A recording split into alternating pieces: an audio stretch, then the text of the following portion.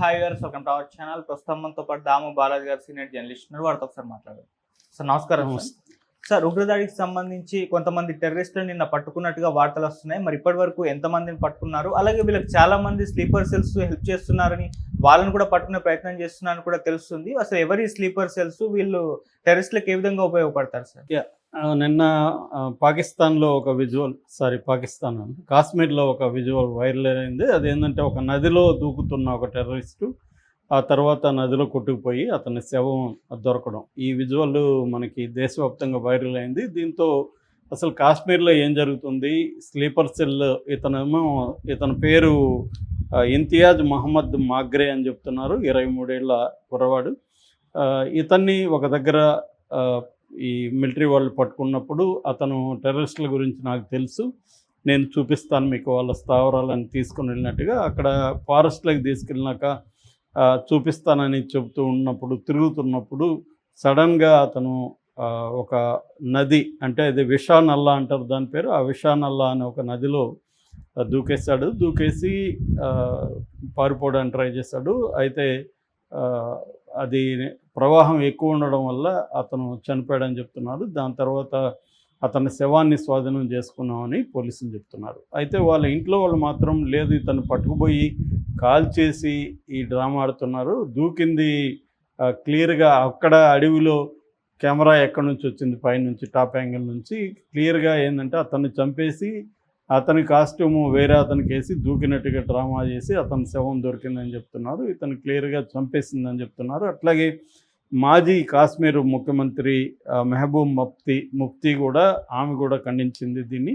అట్లాగే మంత్రి సకీనా, ఇప్పుడు ప్రజెంట్ మంత్రి సకీనా కూడా వాళ్ళ ఇంటికి కూడా, ఈ అబ్బాయిల ఇంటికి కూడా వెళ్ళారు. సో ఇది ఖచ్చితంగా మిలిటరీ వాళ్ళ తప్పు ఉంది, దీని మీద న్యాయ విచారణ జరిపించాలని డిమాండ్ కూడా చేశారు. అయితే ఇక్కడ అసలు చర్చలోకి ఏమొస్తుందంటే స్లీపర్ సెల్ ఎవరు, స్లీపర్ సెల్ అంటే ఏంటి, అసలు నాకు టెర్రరిస్టులకి ఏ రకాల ఆర్గనైజేషన్స్ ఉంటాయి అన్న ఒక చర్చ ఇప్పుడు మొదలైంది.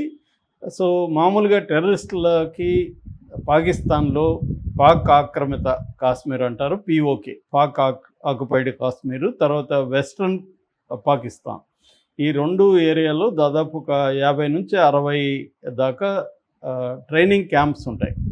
సో ఇక్కడ ప్రధానంగా ఏంటంటే ఒక 3 రకాల టెర్రరిస్ట్ ఆర్గనైజేషన్స్ వీళ్ళకి ట్రైనింగ్ ఇస్తుంటాయి. ఒకటేమో LET, లష్కర్-e-తైబా, రెండేమో JEM, జైష్-ఈ-మహమ్మద్, మూడేమో హెజ్బుల్లా ముజాహిదీన్. ఈ 3 రకాల ఆర్గనైజేషన్లు ఈ 60-70 క్యాంపుల్లో ఈ టెర్రరిస్టులకి ట్రైనింగ్ ఇస్తారు. ఇందులో ప్రధానంగా ఏంటంటే కాశ్మీర్ నుంచి చాలామందిని తీసుకెళ్ళి ట్రైనింగ్ ఇస్తారు. ఇందులో కొంతమందిని ఏం చేస్తారంటే ఫుల్ టైం టెర్రరిస్టులుగా వాడుకుంటారు, కొంతమందిని హైబ్రిడ్ టెర్రరిస్టులు అంటారు. హైబ్రిడ్ టెర్రరిస్టులు అంటే బయట ఉంటారు, సాధారణ ప్రజల్లాగాను ఉంటారు, వీళ్ళు అవసరమైనప్పుడు టెర్రరిస్ట్ యాక్టివిటీలో కూడా పాల్గొంటారు. మూడవది OGW అంటే ఓవర్ గ్రౌండ్ వర్కర్స్. వీళ్ళు బయట మామూలుగా టీచర్లుగానో లేకపోతే షాపుల్లో పనిచేస్తూనో మామూలుగా ఉంటారు. వీళ్ళు అవసరమైనప్పుడు వీళ్ళు టెర్రరిస్టులకి వాడుకుంటారు. ఇక 4వ రకం స్లీపర్ సెల్స్ అనేవి వాళ్ళ ఇళ్ళల్లో వాళ్ళకి కూడా తెలియదు, సైలెంట్గా ఉంటారు. స్లీపర్ అంటేనే సైలెంట్గా ఉంటారు, వాళ్ళు ఎక్కడ ఇది చేయరు, వాళ్ళు డైరెక్ట్గా టెర్రరిస్ట్ యాక్టివిటీలో పాల్గొనరు. వాళ్ళు చేసే పని ఏంటంటే టెర్రరిస్టులకి రకరకాల హెల్ప్ చేస్తారు. ఆ హెల్ప్ చేసేది ప్రధానంగా ఏంటంటే ఏ రకమైన హెల్ప్ అంటే వాళ్ళకి ఫుడ్ లాజిస్టిక్స్, బేసిక్గా ఫుడ్ సప్లై చేయడం కావచ్చు, ఆ తర్వాత ఇన్ఫర్మేషన్ కలెక్షన్ అంటే ఇప్పుడు ఒక దగ్గర అటాక్ చేయాలి, అక్కడ సెక్యూరిటీ ఫోర్సెస్ స్ట్రెంగ్త్ ఏంటి, వాళ్ళ దగ్గర ఎటువంటి ఆయుధాలు ఉన్నాయి, ఏ టైమ్స్లో గస్తీ కాస్తుంటారు, ఏ ప్లేసుల్లో ఉంటారు, ఇటువంటి వివరాలు. అట్లాగే టార్గెట్, ఎవరినైనా చంపాలనుకున్నప్పుడు ఆ టార్గెట్ డైలీ హ్యాబిట్స్ ఏంటి, ఎక్కడెక్కడ ఏది ఉంటారు, రిక్కీలు చేయడం, ఇవన్నీ చేసి ఇన్ఫర్మేషన్ని పర్టికులర్ టెర్రరిస్టులకి అందజేస్తారు.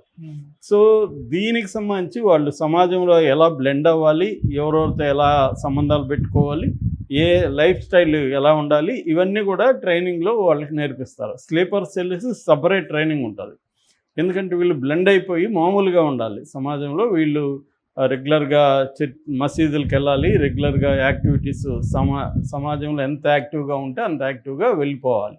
ఎందుకంటే అప్పుడే వాళ్ళకి రకరకాల ఇన్ఫర్మేషన్ వస్తుంది కాబట్టి యాక్టివ్గా ఉండాలి, సోషల్గా యాక్టివ్గా ఉండాలి. వీలైతే ఆర్గనైజేషన్లో కూడా చురుగ్గా ఉండాలి. బయట పెళ్ళిళ్ళు కావచ్చు, ఫంక్షన్లు కావచ్చు, ఇటువంటివి బంధువులతో కావచ్చు, ఇది యాక్టివ్గా ఉండేట్టుగా వాళ్ళు ప్లాన్ చేస్తారు. సో ఇన్ఫర్మేషన్ కలెక్ట్ చేస్తారు. దాని తర్వాత ఫుడ్ సప్లై కావాలంటే ఫుడ్ సప్లై చేస్తారు. దాని తర్వాత సేఫ్టీ హౌసెస్ అంటారు, సేఫ్ హౌసెస్ అంటారు. సేఫ్ హౌసెస్ అంటే టెర్రరిస్టులు వచ్చినప్పుడు ఉండడానికి, ఎందుకంటే రెగ్యులర్గా పబ్లిక్ ప్లేస్లో లాడ్జీలోనో ఇంకెక్కడన్నా ఉంటే ఈజీగా దొరికిపోతారు కాబట్టి సపరేట్ హౌసెస్ క్రియేట్ చేసుకుంటారు వీళ్ళు. దానికి మళ్ళీ ఫ్రంట్ ఎండ్లో వీళ్ళ నమ్మకమైన వాళ్ళని పెడతారు. వీళ్ళు లోపలే ఉండిపోతారు, మిగతా బయట జనంతో డీల్ చేయాల్సిన వాళ్ళందరినీ డీల్ చేస్తారు. అట్లాగే ఒక యాక్షన్ అయిపోయినాక, ఎవరినో చంపడం ఇంకొకటి అయినాక కూడా సెక్యూరిటీ ఉంటారు. మామూలుగా మిలిటరీ కానీ పోలీసులు కానీ ఏం చేస్తారు, ఈ మెయిన్ పబ్లిక్ ప్లేసుల్లో వెతకడం, లేకపోతే హైవేలలో రూట్లలో చూడడం, బస్ స్టాండ్లు, రైల్వే స్టేషన్, ఎయిర్పోర్ట్లో చూడడం, ఈ జనరల్గా చేస్తుంటారు.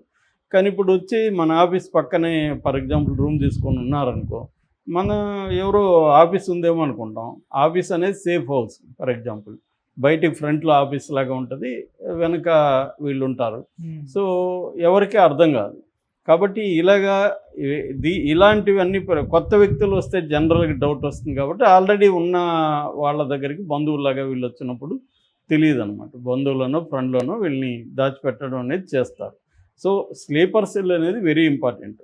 అయితే ఒక్కొక్కసారి క్రైసిస్ వచ్చినప్పుడు, ఇప్పుడు యుద్ధం వస్తుంది ఫర్ ఎగ్జాంపుల్ పాకిస్తాన్కి, మనకి ఈ స్లీపర్ సెల్ని వాళ్ళు యాక్టివేట్ చేస్తారు.